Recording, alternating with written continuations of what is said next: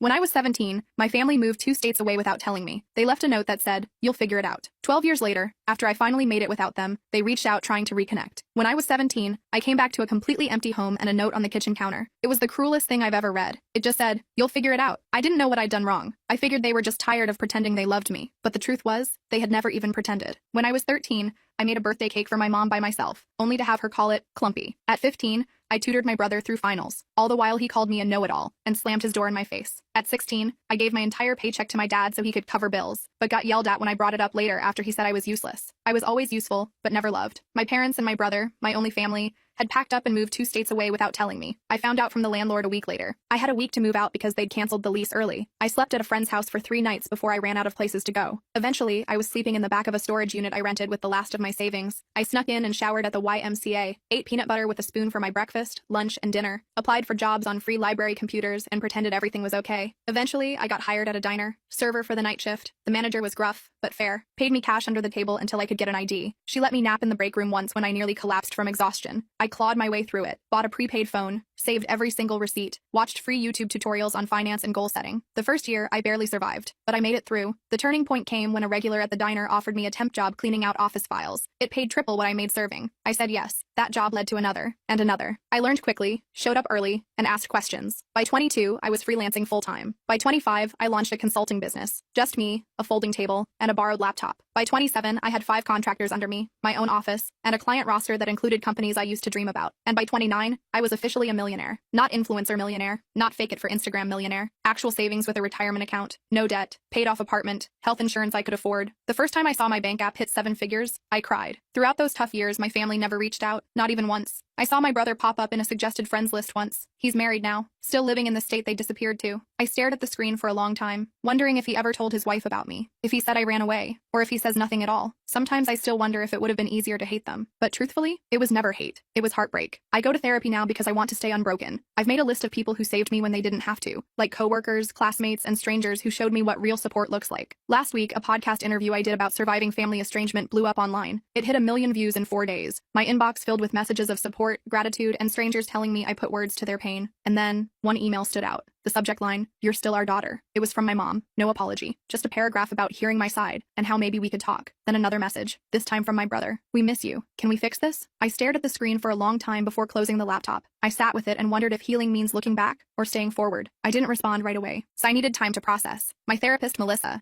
suggested I take at least a week before making any decisions. "Give yourself space to feel whatever comes up," she said during our session. "There's no rush to respond." So I did. I focused on work, went to the gym, had dinner with friends. Normal stuff. But those emails haunted me. I kept opening them, reading them, closing them again. My mom's message felt cold, clinical almost, like she was reaching out to a distant acquaintance. My brother's was shorter but somehow felt more genuine. I couldn't stop thinking about them. After 10 days, I decided to reply to my brother first. Just something simple. I wrote, "It's been 12 years. What changed?" Then I hit send before I could overthink it. His response came within an hour. He said the podcast made him realize what they'd done. He claimed he was only 15 when they left me, that he didn't have a choice, that he'd always wondered about me, that he'd looked me up online a few times over the years but never had the courage to reach out, that seeing me successful made him proud. I didn't buy it. Not completely. If he'd been so concerned, why wait until I was publicly successful? I asked him exactly that. His next email was longer. He admitted that money was tight for them, that my parents' business had failed, that his wife was pregnant with their second child, that medical bills were piling up. I felt my stomach drop. There it was. The real reason. I didn't respond for another week. Then my mom sent a follow-up email with old family photos attached. Pictures of me as a baby. Pictures of us at the beach when I was maybe 5 or 6. Pictures of me and Michael building a snowman. Happy moments that felt like they belonged to someone else's life. At the bottom of the email she wrote, "We made mistakes. We want to make amends." I showed the emails to Melissa during our next session. She reminded me that I was in control, that I could set boundaries, that I didn't owe them anything. But she also said that closure might help me move forward, whether that meant reconciliation or a final goodbye. I nodded along, but inside I felt conflicted. Part of me wanted to tell them to go to hell. Another part wanted to understand why they left me. And a tiny, stupid part of me still wanted them to love me. I decided to meet my brother first. Just him. No parents. We arranged to meet at a coffee shop in Chicago, halfway between where we both lived. I flew in that morning, checked into a hotel, and tried to calm my nerves. I almost canceled 3 times. But at 2 p.m., I walked into that coffee shop and saw him immediately. He looked older, heavier, with a receding hairline, but his eyes were the same. He stood up when he saw me, awkward and uncertain. I didn't hug him. We just sat across from each other with our coffees, like strangers. The first 20 minutes were painful. Small talk about the weather, about my flight, about his drive. Then he started apologizing. "Emma, I'm so sorry," Michael said, his voice cracking. "I was just a kid when it happened. I didn't know they they were planning to leave you behind until it was too late. I was too scared to stand up to them. I just listened, watching his face for signs of deception. He seemed sincere, but I'd been fooled before. I asked him the question that had haunted me for 12 years. Why me? Why was I the one left behind? He looked down at his coffee. They always saw you as the strong one, the independent one, the one who would be fine on your own. They thought you didn't need them as much as I did. They convinced themselves you'd be better off without them. It was the most ridiculous thing I'd ever heard. I told him about the storage unit, about eating peanut butter for weeks, about showering at the YMCA and working night shifts at 17. His face crumpled. I didn't know, he whispered. They told me you had a plan, that you wanted to stay behind, that you were going to live with a friend's family, that you'd chosen to separate from us. All lies. By the end of our meeting, I wasn't sure what to think. He seemed genuinely remorseful. He showed me pictures of his wife and daughter, told me about his job as an accountant, asked about my business, didn't directly ask for money, which surprised me. When we parted, he hugged me. I let him, but I didn't hug back. I just stood there, arms at my sides, feeling nothing. Back at my hotel, I called Melissa, told her everything. She pointed out that while my brother seemed sorry, he was still framing himself as a victim rather than acknowledging his role in my abandonment. She was right. He'd been 15, not 5, old enough to pick up a phone, old enough to send an email, old enough to check on me at some point in 12 years. That night, my mom called. I hadn't given her my number, so Michael must have. I almost didn't answer, but curiosity won out. Her voice sounded older, raspier. She cried when I said hello, started talking about how proud she was of me, how she'd always known I would succeed, how special I was. I let her talk herself out. Then I asked her the same question I'd asked my brother. Why me? Her answer was different. We were in debt, Emma. We couldn't afford 3 mouths to feed. We knew you were smart enough to make it on your own. We figured you'd go to social services and get placed with a better family. We thought we were doing you a favor. I hung up on her, blocked her number immediately, threw my phone across the room and screamed into a pillow. The next morning, I had an email from my dad. First contact in 12 years. He didn't apologize. Instead, he wrote about how hard their lives had been, about medical bills and failed businesses, about how Michael's wife needed surgery, about how they were facing eviction. Then, at the very end, he asked if I could help the family out. Not a single question about my life, not a single acknowledgement of what they'd done. I forwarded the email to Melissa with the subject line, and there it is. She called me immediately, despite it being Sunday. We talked for an hour, about boundaries, about forgiveness versus reconciliation, about the difference between helping someone and enabling them, about what I actually wanted versus what I thought I should want. By Monday morning, I had made my decision. I emailed my brother, told him I was glad we'd met, that I understood he was in a difficult position when we were younger, that I was willing to have a relationship with him and his family, but with clear boundaries. No money, no loans, no financial support of any kind, and no relationship with our parents until they took full responsibility for their actions. His response was immediate and telling. I'm really disappointed, Emma, he wrote. Our parents really need help. Families should support each other. You're being selfish with your success. All the guilt buttons they'd installed in me as a child, pushed at once. I didn't respond. Instead, I booked an appointment with Melissa and a vacation to Bali. I needed space to process everything. 3 days later, Michael called, left a voicemail apologizing for his email, said he understood my position, said he still wanted a relationship on my terms, said he'd respect my boundaries. I listened to it twice, trying to decide if he was sincere or just changing tactics. I decided to give him one more chance, but with my guard up. I went to Bali anyway, spent 2 weeks on the beach, hiking through rice fields, and meditating. I needed the distance. When I got back, I had 6 more emails from my dad, each more desperate than the last. I didn't read past the subject lines. I also had a text from Michael asking if we could talk again. I agreed to a phone call, nothing more. The call started okay. He apologized again for pushing. I've been thinking a lot about what you told me, he said. I'm in therapy now too. I believed that part. He sounded different, less defensive. We talked about his kids, about my business, normal stuff. Then he mentioned that our parents were coming to visit him next weekend, asked if I would consider meeting them, just for an hour, in a public place. I felt my chest tighten. I'm not ready for that, Michael. He pushed a little but backed off when I got quiet. After we hung up, I called Melissa. We had an emergency session that night. She helped me realize I was afraid of seeing them. Not because I hated them, but because I still craved their approval. Still wanted them to love me. Still wanted to be enough. It was pathetic, but it was true. I cried for an hour in her office. The next day, Michael texted again. Said our mom was crying all night after he told her I wouldn't meet them. Said our dad was talking about driving to my city anyway. I felt panicky. Blocked Michael's number immediately. Then I called my assistant and told her I was working from home for the week. Ordered groceries for delivery. Basically hid in my apartment like a scared kid. On Wednesday, the doorman called up. Said there was a couple asking for me. Wouldn't give their names. I knew instantly. Told him I wasn't accepting visitors. 5 minutes later, my phone rang from an unknown number. I let it go to voicemail. It was my dad. Emma, we drove 8 hours to see you, his angry voice said. You're being childish. We deserve a chance to explain. I deleted the message and turned off my phone. Thursday morning, I woke up to someone pounding on my door. I froze in bed, heart racing, checked the peephole. It was them, my parents, standing in my hallway like they had any right to be there. Emma, please. My mom's voice came through the door. We just want to talk to you. We know you're in there, my dad added. We love you. We're sorry. I didn't open the door. I sat on the floor with my back against the wall, shaking. Eventually, they left. I called building security immediately, told them not to let those people up again. The guard sounded concerned, asked if I needed police. I said no, just don't let them up. Then I called Melissa. She came over on her lunch break, brought me a sandwich and sat with me while I cried, told me I had every right to set boundaries, that I didn't owe them a meeting, that what they were doing was harassment, not reconciliation. After she left, I got an email from Michael. He was furious. Said I'd humiliated our parents. Said they were staying in a cheap motel they couldn't afford because they were so desperate to see me. Said his wife needed surgery next month and they were hoping I could help. Said I was being cruel. I didn't respond. Friday morning, I decided I needed to leave town for a while. Booked a flight to visit my friend Rachel in Portland. She'd been one of the people who helped me when I was homeless. Let me crash on her couch for a week when I had nowhere else to go. I trusted her completely. I was throwing clothes in a suitcase when my phone rang. Unknown number again. I ignored it. 10 minutes later, my doorman called. Said there was a woman downstairs having what looked like a medical issue. Said she was asking for me by name. Claimed to be my mother. I felt sick. Told him to call an ambulance if she needed help, but I wasn't coming down. He sounded uncomfortable but agreed. I finished packing and headed downstairs an hour later. Checked the lobby carefully before entering. No sign of them. I felt relieved but also weirdly guilty. The doorman gave me a strange look as I passed. Told me the ambulance had come. That the woman had been having chest pains. That she'd been taken to Memorial Hospital. I nodded and hurried out to my waiting Uber. At the airport, I got another call from Michael. I almost didn't answer, but something made me pick up. Mom had a heart attack. He was crying. She's in surgery. This is your fault for stressing her out. I hung up on him. Called Melissa instead. She answered immediately. I told her what happened. Asked if I was a terrible person. Emma, listen to me, she said firmly. You are not responsible for your mother's health. This feels like another manipulation tactic. Get on your plane and take care of yourself. I did. Spent the weekend with Rachel. Told her everything. She remembered when my family abandoned me. Remembered how broken I'd been. She was furious on my behalf. They don't deserve a minute of your time, she said, pouring me another glass of wine. Not after what they did to you. It felt good to have someone so firmly in my corner. Sunday night, I got an email from my dad. My mom was stable, had a stent put in, would be released Tuesday. The email ended with, "She's asking for you. Don't you think you've punished us enough?" I showed Rachel. She rolled her eyes so hard I thought they might get stuck. Told me this was textbook guilt tripping. I knew she was right, but part of me still felt responsible. I flew home Monday. Found flowers outside my apartment door. The card said, "Please call us. We're staying at the Holiday Inn until Wednesday." No apology. No acknowledgement of boundaries. Just another demand. I threw the flowers in the trash chute. Tuesday morning, I got a text from an unknown number. It was a photo of my mom in a hospital bed, looking pale and small. The message said, "She might not have much time left. Do you really want to live with this regret?" I blocked the number. Called Melissa. She suggested I take a social media break, change my number, maybe even stay with a friend for a while. I agreed. Called my assistant and told her I'd be working remotely for 2 weeks. Packed another bag. Before I could leave, my doorman called again. Said there was a young woman downstairs asking for me. Said she had a small child with her. Said she claimed to be my sister-in-law. I felt cornered. These people wouldn't stop. I told the doorman to send her up. Decided to face this head on. The woman who knocked on my door looked exhausted. Had dark circles under her eyes. Was holding a sleeping toddler against her shoulder. "I'm Jenny," she said quietly. "Michael's wife. I came alone because I wanted to talk to you without family drama." I let her in reluctantly. Offered her water. She accepted gratefully. Jenny put her sleeping daughter on my couch, tucking a blanket around her. Then she sat at my kitchen table and started talking. "I only learned about you 3 years ago," she admitted. "Michael told me you ran away at 17. Cut contact with the family. I always thought it was strange but never pushed. Hearing your podcast was a shock." I confronted him, and he finally admitted the truth. I just listened, not sure what to believe anymore. Jenny seemed sincere. "I'm horrified by what they did to you," she continued. "I insisted Michael reach out, but I had no idea they were going to ask you for money. I'm embarrassed and angry about that. Yes, I do need surgery for a thyroid condition, but we have insurance. Your parents are the ones in financial trouble, not us." I asked her why she'd come. She looked me straight in the eyes. "You deserve to know the whole truth," she said. "Your parents have been telling everyone you abandoned the family, that you were mentally unstable, that you stole money from them before disappearing, that they spent years looking for you. All lies to cover what they'd done." I felt like I'd been punched. "How do you know this is true?" She pulled out her phone, showed me Facebook posts from years back. My mom asking for prayers to find her troubled daughter. My dad claiming I'd taken their savings before running away. Posts about hiring private investigators, about checking homeless shelters. All carefully crafted to make them look like victims. All dated years after they'd abandoned me. Jenny apologized for being part of it, even unknowingly. Said she'd confronted my parents too. That they'd admitted everything to her when she threatened to tell the whole family the truth. That they were desperate now because their lies were unraveling. That my podcast had people asking questions they couldn't answer. Her daughter woke up then. A cute little girl with curly hair. "This is Lily," Jenny said softly. "She's 3. I have another daughter on the way. I want my children to know their aunt, but only if you want that too. No pressure, no guilt. Just an open door if you ever choose to walk through it." After they left, I sat in my apartment for hours, processing, called Melissa again, told her everything Jenny had said. She wasn't surprised. "Abusers often control the narrative," she explained. "They create alternate realities where they're the victims." She asked what I wanted to do now. I honestly didn't know. That night, I got another email from my dad. This one was different, angry, threatening. Said if I'd told lies about them online, they would sue me for defamation. Said they had proof I'd stolen from them. Said they'd go to the media with their side if I didn't take down the podcast and issue a public apology. Said they expected financial compensation for the damage to their reputations. I forwarded it to Melissa, then to my lawyer, Marcus. He called me immediately. "This is empty threatening," he assured me. "Truth is an absolute defense against defamation. Save everything but don't respond. I'll handle it if they actually file anything," which I doubt they will. People who are actually going to sue don't usually announce it first. The next day, I got a call from Michael. I let it go to voicemail. He sounded panicked. "Emma, Jenny told me she visited you. Our parents are furious. They're saying terrible things about her now too. I'm scared they're going to try something desperate. Please call me back on Jenny's phone, not mine." I didn't know what to believe anymore. Called Marcus again. He suggested meeting Michael and Jenny somewhere public, with him present as my lawyer, just to hear them out. I agreed. agreed reluctantly. We set up a meeting at a restaurant near Marcus's office for the next day. They showed up on time. Both looked terrible, stressed, exhausted. Jenny had a bruise on her arm she kept trying to hide. Michael couldn't make eye contact. "I'm Marcus, Emma's attorney," he said as we sat down, which made Michael flinch. But we sat down, ordered coffee, and they started talking. The story that came out was worse than I'd imagined. My parents had been living off Michael for years, moving in and out of his house, taking money for emergencies, watching his kids while criticizing his parenting. When Jenny confronted them about me, my dad had grabbed her arm, hard enough to leave marks. Michael had kicked them out. They were now staying in a motel, calling constantly, showing up at his work.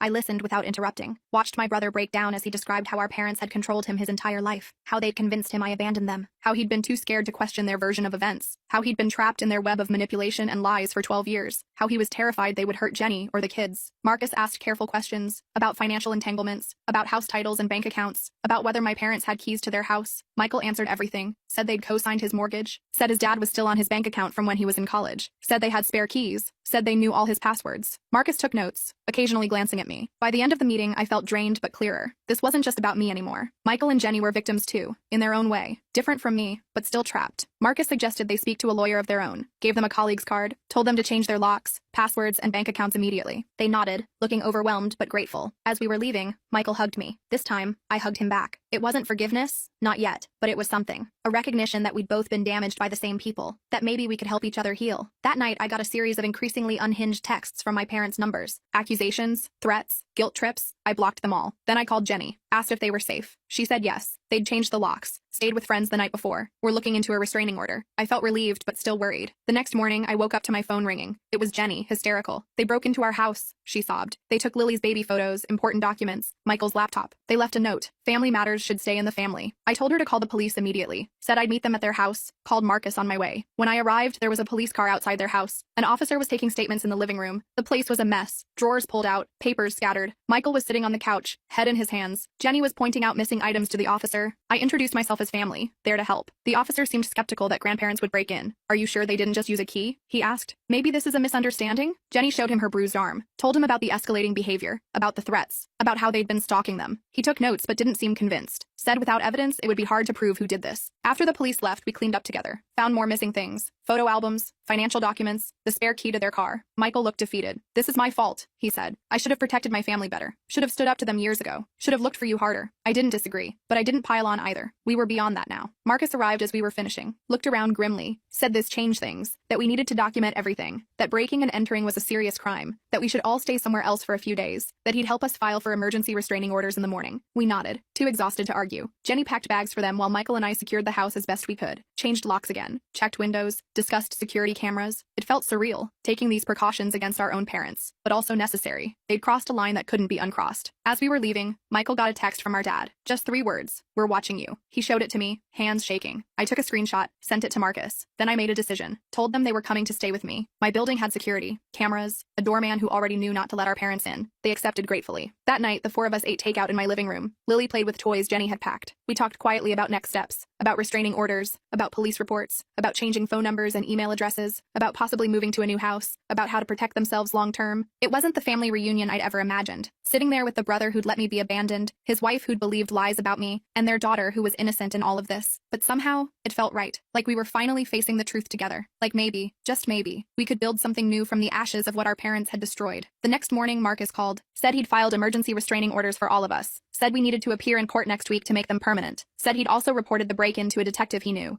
who was taking it more seriously than the responding officers had, said we should all stay together until this was resolved. I agreed, called my assistant, told her I'd be working from home indefinitely, family emergency. She understood, rearranged my schedule. I set up a workspace in my guest room for Michael, who also needed to work remotely. Jenny and Lily took over my living room, building pillow forts and watching cartoons. It was strange having people in my space. I'd lived alone for years, liked my quiet routines, my clean counters, my empty sink, but there was something comforting about the noise too, about Lily's laughter, about Jenny's quiet humming as she folded laundry, about Michael's typing from the other room. It felt like family. Not the family that had abandoned me, but maybe the family we could become. That afternoon, my doorman called up, said there was a delivery. Flowers. I told him to check the card before sending them up. He read it to me. "We know where you all are. This isn't over." I told him to refuse the delivery. Call the police if the delivery person wouldn't take them back. Then I called Marcus again. He said he'd add this to our case file, that it strengthened our request for restraining orders, that we were doing everything right. I didn't tell Michael or Jenny about the flowers. They were stressed enough. Instead, I ordered extra groceries, made dinner for everyone, played with Lily, tried to create some normalcy in this bizarre situation. But that night, after everyone was asleep, I sat alone in my kitchen and finally let myself feel everything. The fear, the anger, the grief, the strange hope. I cried silently into a dish towel so no one would hear me. In the morning, Jenny found me making coffee, asked if I was okay. I lied, said yes. She didn't believe me. Sat down at the counter. "It's okay not to be okay, Emma," she said gently. "I'm not either." Michael cries in the shower where he thinks no one can hear. Lily keeps asking when we can go home. This whole situation is terrible, but I'm grateful we're facing it together. I looked at her, this woman I barely knew who was somehow now part of my life. Asked her why she'd come to me that first day, why she'd chosen to believe me over the family she'd known for years. She smiled sadly. "I've always felt something was off about your parents. About the stories they told. About the way they controlled Michael. The podcast confirmed my suspicions. I couldn't let my daughters grow up thinking abandoning a child was ever acceptable." We hugged then. First time. It felt awkward but genuine, like the beginning of something. Not friendship exactly, not yet, but understanding. Solidarity. A shared determination to break the cycle of mistreatment that had damaged us all. The next few days fell into a routine. Working, cooking, playing with Lily, checking in with Marcus, jumping at unexpected noises, flinching when phones rang, living in a strange limbo of domestic normalcy and underlying tension. We were safe but not at peace. Together, but still healing. Family, but still learning what that meant. On Friday, Marcus called with news. The detective had found evidence. Security footage from a gas station near Michael's house showed our parents' car parked there during the time of the break-in. The restraining order hearing was set for Monday. He was confident we'd get approved. We all felt relieved but still anxious. Still waiting for the next escalation. It came that night. A brick through Michael's car window in the parking garage. No note this time. No need for one. The message was clear. The building security footage showed a man in a baseball cap, face carefully turned away from cameras. We couldn't prove it was our dad, but we all knew. Filed another police report. Added it to our case file. Tried not to let Lily see how scared we were. Sunday night, we sat together making a plan for court. What to wear, what to say, what evidence to bring, how to explain our family history without sounding crazy, how to make the judge understand the pattern of escalation, how to protect ourselves legally and physically. It felt surreal discussing our parents this way, like talking about strangers, dangerous strangers who happened to share our DNA. As we talked, my phone pinged with an email notification. From my mom. Subject line, last chance. I almost deleted it unread, but something made me open it. It was short, just one line. "If you go to court tomorrow, you'll regret it for the rest of your life." I showed it to Marcus, who'd stayed for dinner. He took a screenshot, added it to our file, told me not to respond, said this kind of threat would only help our case. That night, none of us slept well. I kept checking my locks, listening for noises, wondering what my parents might do next, wondering if we were overreacting, wondering if we were underreacting, wondering how my life had come to this point. From abandoned teenager to successful businesswoman to hiding in my own apartment from the people who gave me life.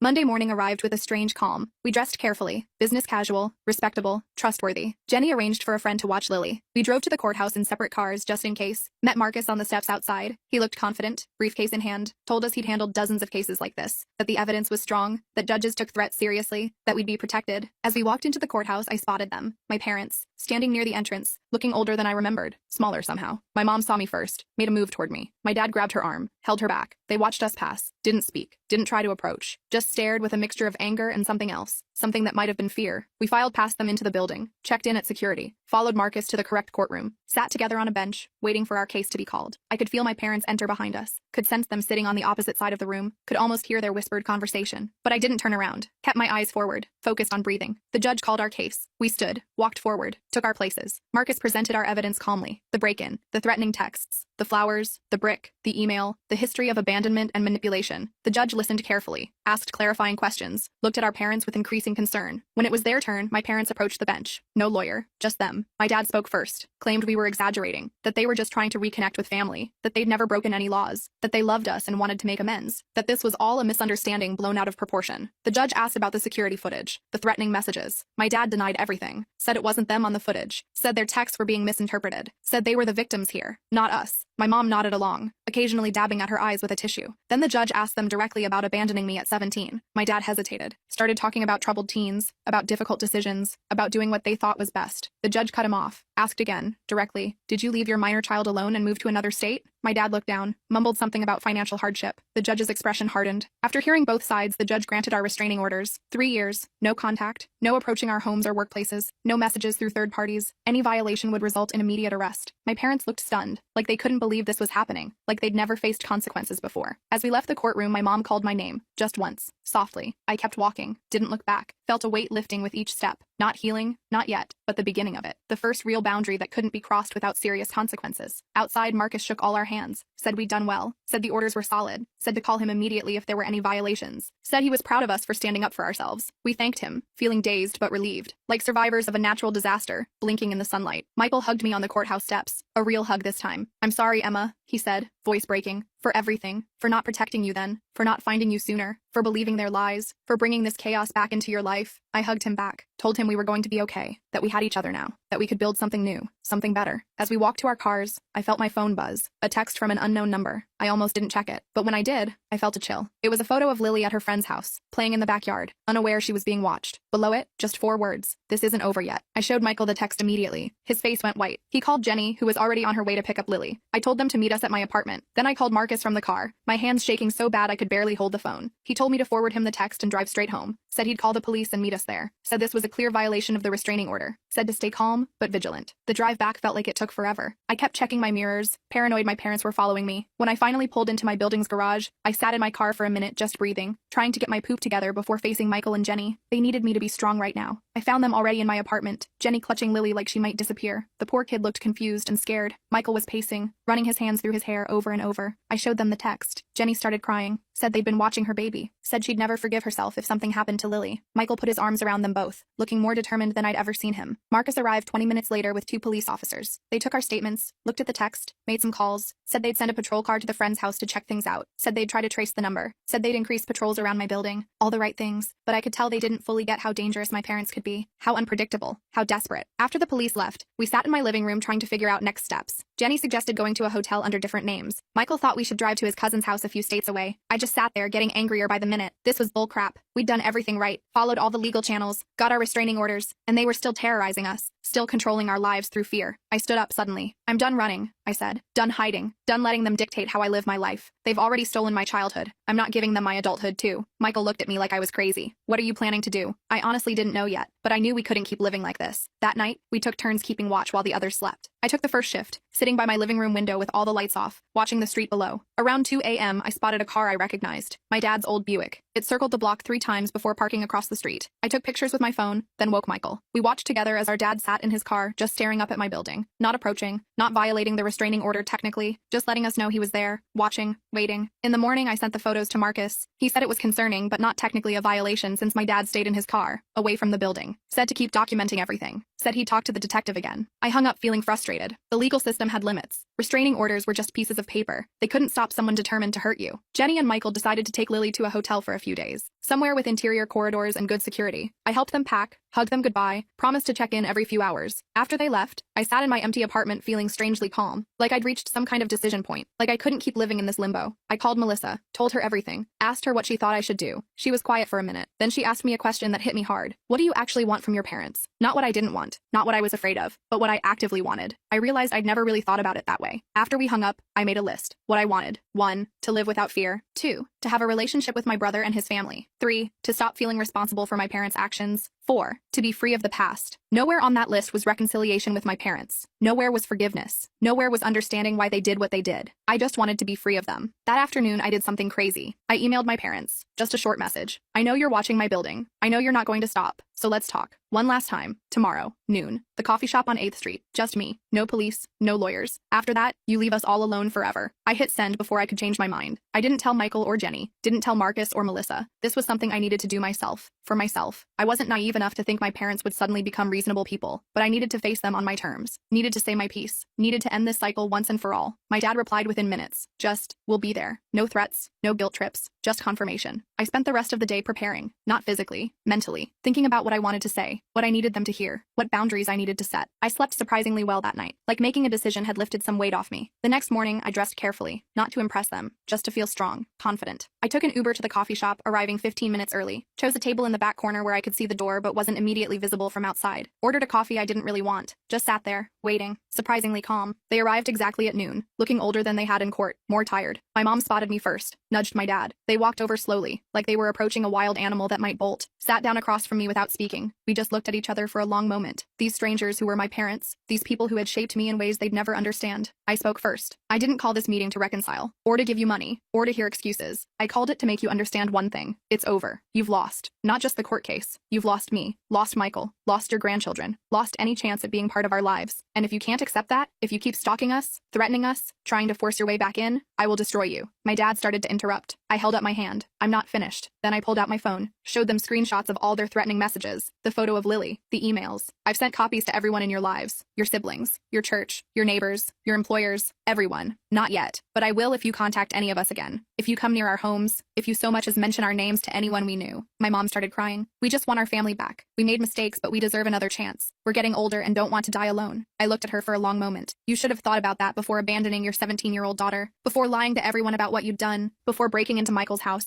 before threatening your own grandchild. My dad got angry then. You're ungrateful. You've always been difficult. You've turned your brother against us. You owe us for raising you. I just laughed. Actually laughed in his face. Do you really think you're entitled to gratitude for doing the bare minimum as a parent for 17 years before abandoning me completely? Do you think your parenting was so stellar that I should be thanking you for it? He didn't have an answer for that, just sat there, red-faced and silent. My mom was still crying, but I felt nothing. No guilt, no sympathy, just a cold clarity that these people were never going to change, never going to take responsibility, never going to be the parents I deserved. I stood up to leave. This is your last warning. Next time you violate the restraining order, I won't just call the police. I'll make sure everyone you know understands exactly what kind of people you really are. I have the resources to make your lives very difficult if you force my hand. I don't want to do that, but I will to protect my family, my real family, Michael, Jenny, Lily, the people I choose. As I walked away, my mom called after me. Do you really hate us that much? I stopped, turned around. I don't hate you. I feel nothing for you. You're strangers to me now, and that's your loss, not mine. I walked out of that coffee shop feeling lighter than I had in years, called Michael from the sidewalk, told him everything. He was upset at first that I'd met them alone, then concerned they might retaliate, but mostly he seemed relieved that someone had finally stood up to them directly, said he wished he'd had the courage to do it years ago. I went back to my apartment, packed a bag, decided to join Michael and his family at their hotel for a few days, just to be safe. When I got there, Lily ran to hug me. Auntie Emma, she called for the first time. I almost cried. Jenny hugged me too, said she was proud of me, said she hoped I'd finally get some peace. Michael just squeezed my shoulder, no words needed. We spent the next few days in a weird limbo, waiting for my parents to make their next move, checking our phones constantly, jumping at unexpected noises, but nothing happened. No calls, no texts, no emails, no sightings of their car, just silence. After a week, Michael and Jenny decided to go home, changed all their locks again, installed security cameras, made plans to put their house on the market, started looking at places closer to my city. I went back to my apartment too, back to work, back to something like normal life. 2 weeks passed, then a month. Nothing from my parents. Marcus checked in regularly, said the detective had confirmed they'd returned to their home state, said the restraining orders were still in effect, said we should stay vigilant but try to move forward with our lives. Slowly we did. Michael found a new job in my city. Jenny enrolled Lily in preschool. They bought a house 20 minutes from my apartment. We had dinner together every Sunday, started building new traditions, new memories, a new kind of family based on choice rather than obligation. I kept expecting to feel something about my parents, grief maybe, or guilt, or anger, but mostly I felt relief, like I'd finally put down a heavy weight I'd been carrying since I was 17, like I could finally focus on the future instead of the past. 6 months after the coffee shop confrontation, I got a letter, forwarded through Marcus so my address stayed private, from my mom. I almost didn't open it, almost threw it away unread, but curiosity won out. It was short, just a few paragraphs. No excuses this time, no demands, just an acknowledgement that they'd hurt me deeply, that they'd failed as parents, that they understood why I wanted nothing to do with them, that they were getting counseling, that they would respect the restraining orders, that they hoped someday I might be willing to hear a proper apology, but understood if that day never came. I showed it to Michael. He got a similar letter. We talked about it over dinner that night, about whether it was sincere, about whether it changed anything, about whether we could ever trust them again. We didn't reach any conclusions, just agreed to take it one day at a time, to prioritize our healing, to protect the family we were building. I keep the letter in my desk drawer, not because I'm ready to forgive, not because I want reconciliation, but because it represents something important. My parents finally recognizing my right to set boundaries, my right to choose who I allow in my life, my right to define family on my own terms. Last week, Lily had her 4th birthday party. Michael and Jenny invited me to help plan it. We had it at my apartment. Balloons everywhere. A cake I ordered from a fancy bakery. Presents piled on the coffee table. Lily running around in a princess dress, laughing. Jenny taking pictures. Michael grilling on my balcony. Friends stopping by throughout the day. So much noise. So much joy. At one point, I stepped into the kitchen for a moment alone, just watching through the doorway as Michael swung Lily around in circles, as Jenny laughed at something a friend said, as my apartment, once so empty and quiet, filled with life and love. I thought about that note on my kitchen counter 12 years ago. You'll figure it out. And I had. Not the way they meant, but I'd figured out what family should be, what love should look like, what I deserved all along. I'm not saying everything's perfect now. I still have trust issues, still go to therapy every week, still have nightmares sometimes about being abandoned, still flinch when my doorbell rings unexpectedly, but I'm healing. We all are. Building something new from the broken pieces of our past, something stronger, something chosen, something real. Sometimes people ask if I'll ever reconcile with my parents, if I'll ever let them meet Lily, if I'll ever forgive them for what they did. I don't have answers to those questions yet. Maybe someday, maybe never. But what I do know is this. I'm not defined by what they did to me anymore. I'm defined by what I built after, by the person I chose to become, by the family I chose to create, and that's enough.